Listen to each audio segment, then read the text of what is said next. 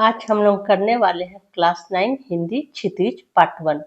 आज हम लोग करेंगे महादेवी वर्मा द्वारा लिखित संस्मरण मेरे बचपन के दिन का प्रश्न और अभ्यास। प्रश्न अभ्यास। Question number 1।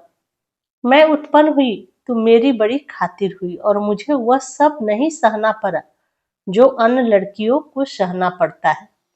इस कथन के आलोक में आप यह पता लगाएं कि क क्या है, उस समय लड़कियों की दशा कैसी थी। तो इसका आंसर होगा उस समय अर्थात सन 1900 के आसपास भारत में लड़कियों की दशा अच्छी नहीं थी।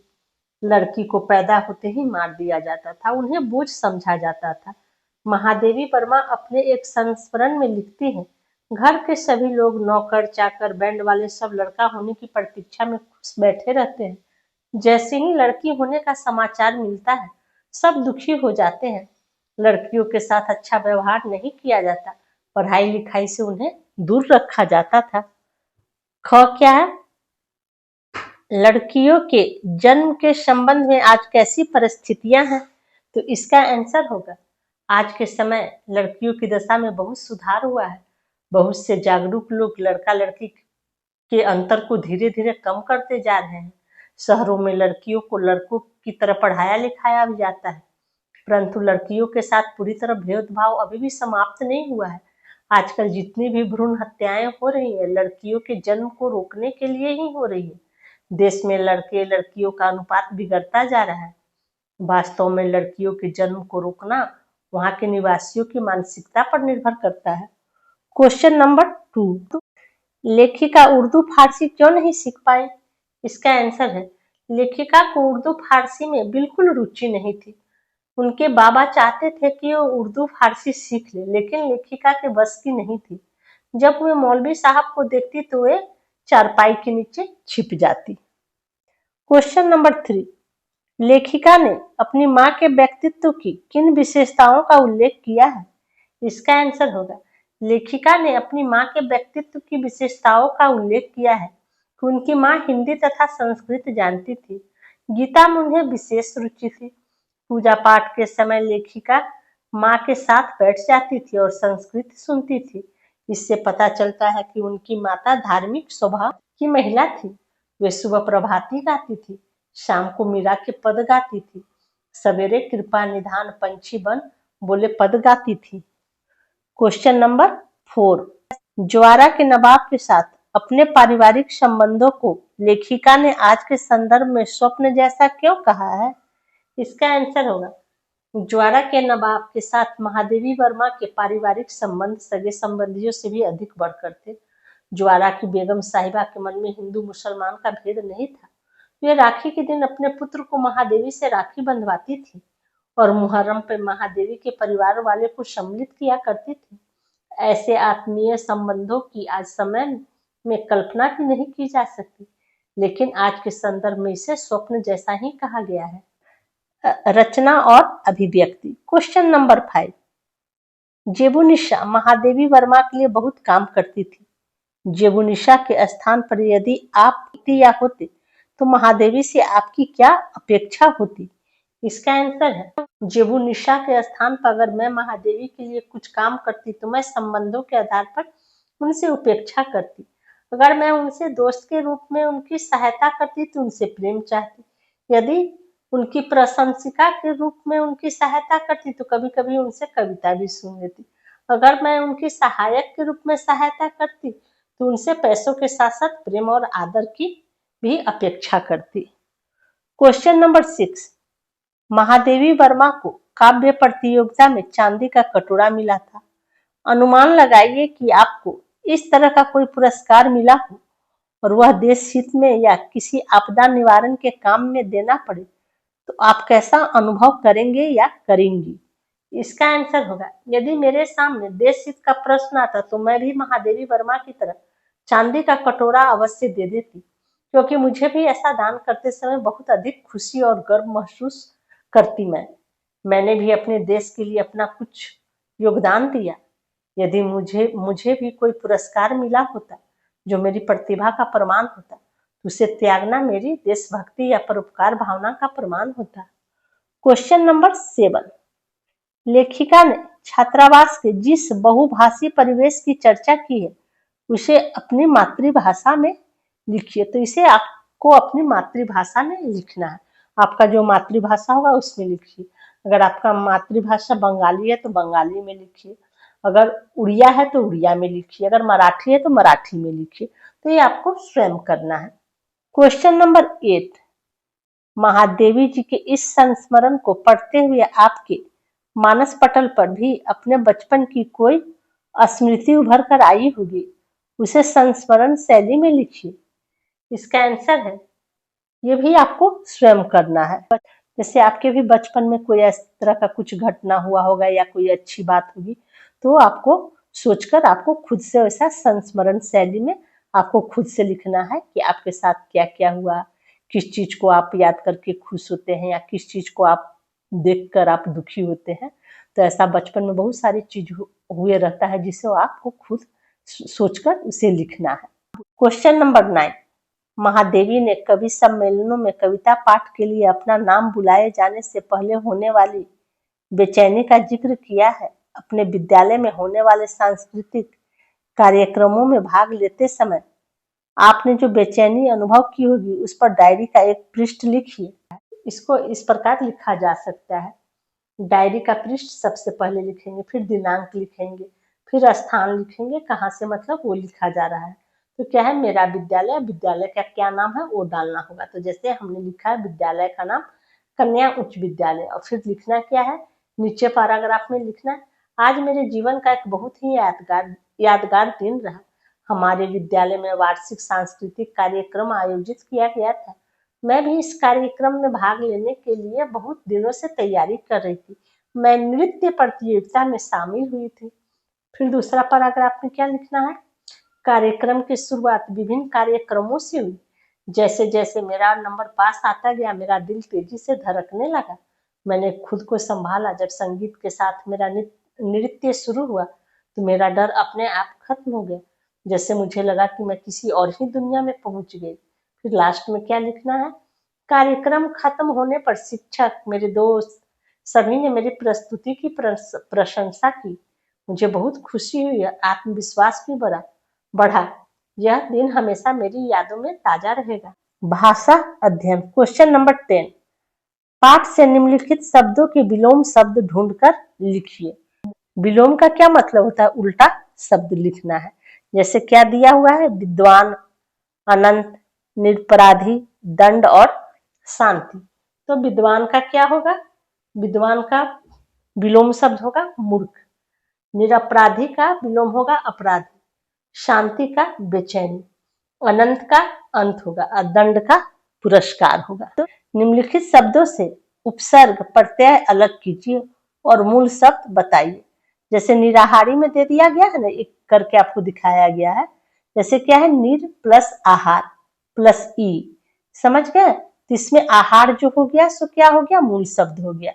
ई जो हो गया प्रत्यय हो गया, निर जो हो गया उपसर्ग। उपसर्ग हमेशा आगे लगता है और प्रत्यय हमेशा लास्ट में आता है। बीच वाला क्या हो गया, मूल शब्द हो गया। तो ऐसे ही हमें सांप्रदायिकता का लिखना है।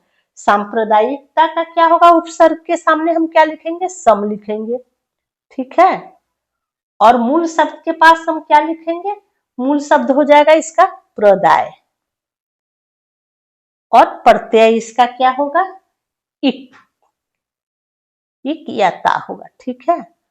अप्रसन्नता में ऐसे ही आपको लिखना है। तो अ हो गया उपसर्ग हो गया, अप्रसन्न हो गया मूल शब्द हो गया, ता जो हो गया सो प्रत्यय हो गया। ऐसे ही अपनापन में क्या होगा, अपनापन जो है इसमें क्या हो गया, अपनापन में उपसर्ग अ हो गया, ठीक है, प्लस मूल शब्द में क्या हो जाएगा, अपना,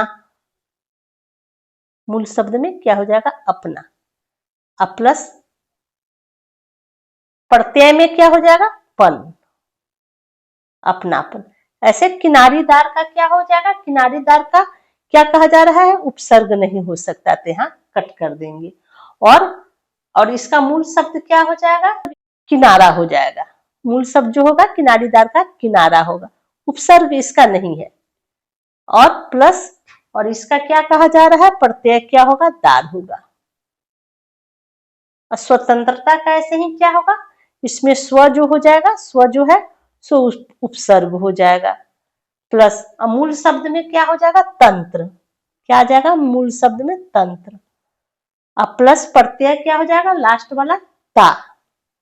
तो आप देख लिए कैसे हमें उपसर्ग, अप्रत्यय और मूल शब्द को अलग करना है।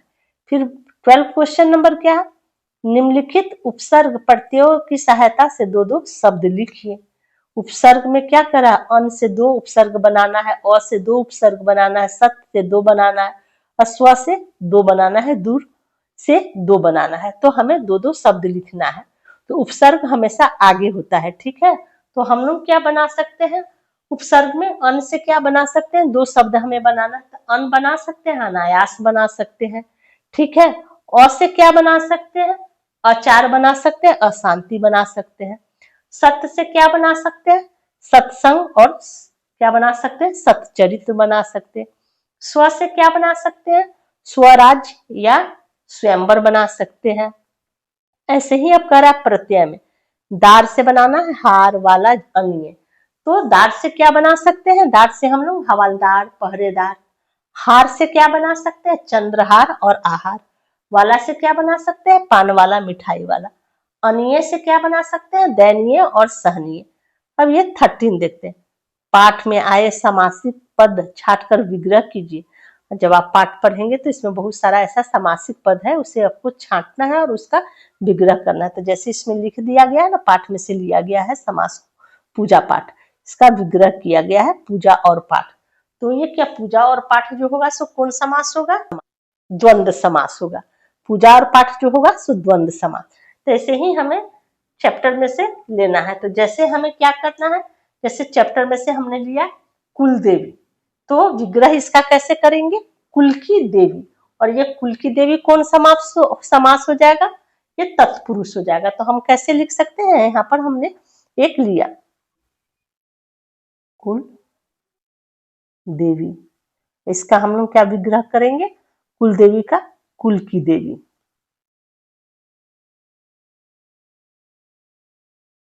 ये कौन सा समास हो गया, तत्पुरुष, तत्पुरुष समास। फिर इसमें हमें क्या लेना है, रोने धोने, क्या लेंगे, रोने धोने, चैप्टर में से हमें लेना है। और इसका विग्रह करेंगे तो क्या होगा, रोने धोने का, रोने और धोने, क्या, रोने और धोने। ये कौन सा समास हो गया, ये हो गया द्वंद्व समास, सॉरी द्वंद्व, ये समास। फिर इसमें क्या करना है, हम लेते हैं परम धाम। इसका विग्रह करेंगे तो क्या होगा, परम धाम का, परम धाम है जो, परम धाम है जो, ये कौन सा समास हो गया, परम धाम है जो, ये हो गया बहुब्रीहि, ब्रीहि। अब इसमें हम कौन सा ले सकते हैं, जन्मदिन एक ले लेते हैं, जन्मदिन। इसको कैसे विग्रह करेंगे, जन्म का दिन, जन्म का दिन, जन्मदिन हो गया। ये कौन सा समास हो गया, ये तत्पुरुष हो गया, तत्पुरुष। अब ये देखते हैं क्या है, ये पाठ्येतर सक्रियता, ये क्या कहा जा रहा है, बचपन पर केंद्रित मैक्सिकम गोर्की की रचना मेरा बचपन पुस्तकालय से लेकर पढ़ी। आपको ये स्वयं करना है। ये क्या है, मातृभूमि, ए विलेज विदाउट वीमेन 2005 फिल्म देखे। मनीष झा द्वारा निर्देशित इस फिल्म में कन्या भ्रूण हत्या की त्रासदी का अत्यंत बारीकी से दिखाया गया है। तो इस फिल्म को कहा जा रहा है कि देखने के लिए बोला जा रहा है। इसमें क्या कहा जा रहा है, लड़की की हत्या जो भ्रूण में ही, गर्भ में ही उसको कैसे मार दिया जाता है, उस पर ये आधारित फिल्म है। अब फिल्म का नाम क्या है, ए विलेज विदाउट वीमेन। फिर ये कल्पना के आधार पर बताइए कि लड़कियों की संख्या कम होने पर भारतीय समाज का रूप कैसा होगा। तो इसका आंसर होगा, यदि कल्पना करें कि भारत में लड़कियों की संख्या बहुत कम हो जाए तो समाज का स्वरूप काफी भयावह और असंतुलित हो सकता है।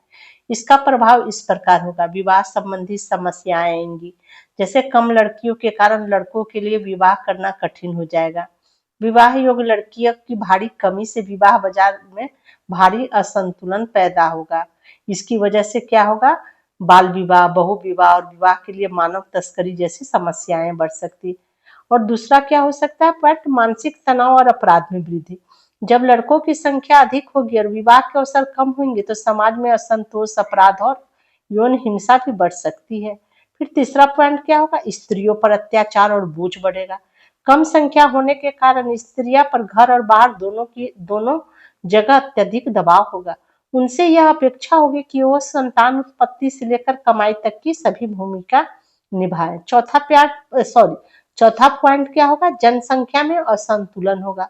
पुरुषों की अधिकता के कारण समाज में जनसांख्यिकीय असंतुलन हो जाएगा। इसका असर क्या, आर्थिक, सामाजिक और राजनीतिक स्थिरता पर पड़ेगा। पांचवा पॉइंट क्या है, सामाजिक विघटन और नैतिक पतन भी होगा। लड़कियों की कमी से पारंपरिक सामाजिक ढांचे टूट सकते हैं। लोग रिश्तों को खरीद बेच की नजर से देखने लगेंगे, जिससे पारिवारिक मूल्य, प्रेम और स्नेह समाप्त हो जाएगा। इसका नतीजा होगा कि ऐसा समाज न सिर्फ अमानवीय होगा बल्कि अशांत और असुरक्षित और दुखद भी होगा। इस प्रकार इस चैप्टर का प्रश्न अभ्यास यहीं पर समाप्त होता है। और कुछ महत्वपूर्ण प्रश्न है जो बार बार एग्जाम में पूछे जाते हैं।